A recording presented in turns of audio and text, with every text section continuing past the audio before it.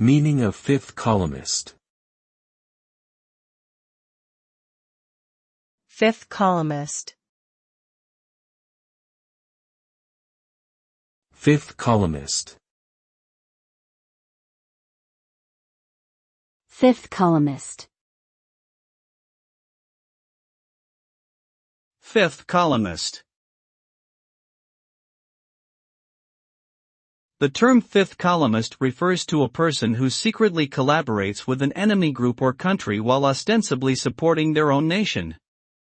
This term originated during the Spanish Civil War in the 1930s and has since been used in various contexts.